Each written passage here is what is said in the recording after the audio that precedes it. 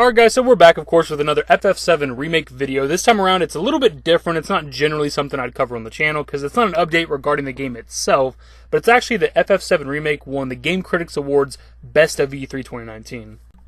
If you're personally not familiar with the Game Critics Awards, I wouldn't be surprised. I'm not either. It's not like I keep up with the shit, but it's been going on since at least 2002. They get 64 different judging publications. A lot of them are popular ones you've probably heard of. Polygon, Games Radar, Game Informer, Forbes, stuff like that. Not Kotaku, which is awesome because fuck Kotaku. Polygon, I've heard of them. Shack News, I've heard of a lot of these right here. And then there's a bunch of international stuff. But they get 64 different judging publications, and I guess they vote on which games win each category.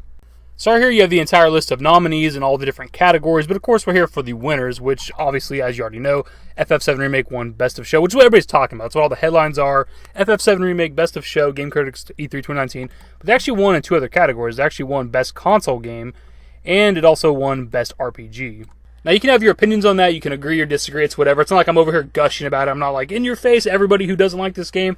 I don't care, dude. It's not like I even keep up with any award shows. I don't give a shit about the Grammys, the Oscars, or any kind of music award stuff. It's not my thing. I don't care. But I do think it's pretty cool to see that you get all these like sites and publications together, and they all vote for, hey, what game do we think was the best of E3? And they happen to think the FF7 Remake was, and that's awesome. That's good to see that there's legitimate hype surrounding this game.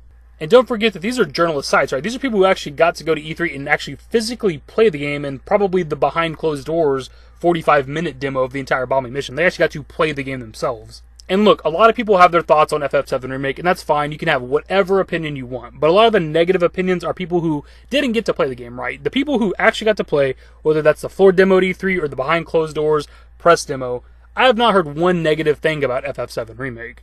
And maybe it exists. Maybe there's a guy out there on YouTube with 7 subscribers that has a huge, massive video of him just ranting about how much he hated everything he experienced with the floor demo at E3. But everything I've heard from people that actually got to play the game has been positive.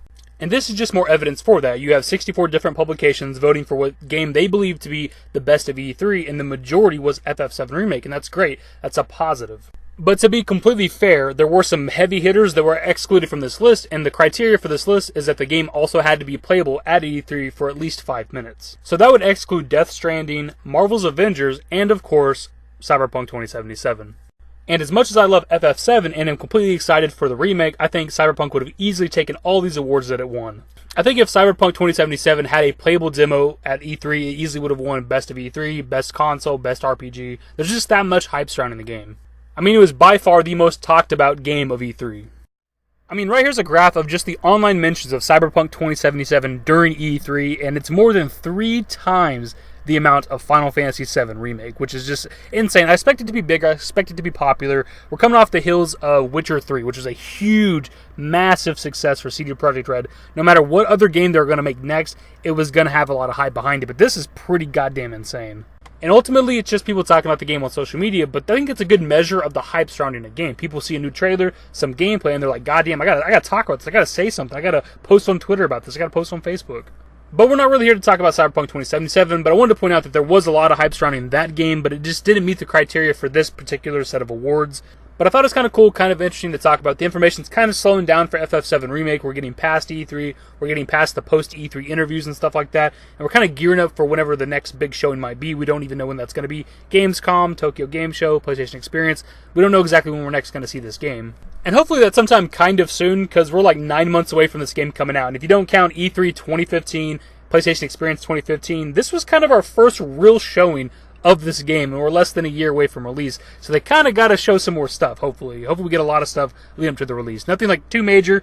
I don't want to see anything that's like a spoiler or whatever, but I just want to know more about the game, more battle mechanics, more combat, more materia, more characters, like Red 13. We got to assume Red 13's in this first game at least. We don't know about Sid, Yuffie, Vincent, Kate Sith, but we know Red 13 is found in Midgar, so assuming there's going to be a character reveal of him at some point in time, and we still have the Turks to see. There's still a lot they got to tell us about this game to make sure that people want to play it or want to buy it, so hopefully we get some more information soon.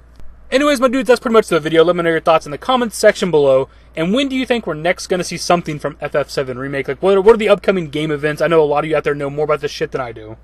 Either way, hopefully you guys enjoyed the video. If you did, give it a thumbs up, subscribe to the channel if you guys are new, and want to stay up to date with more Final Fantasy VII Remake content, turn on my notifications, follow me on Twitter at @the-david, at my Discord, links to my social networks are in the description, and in the outro.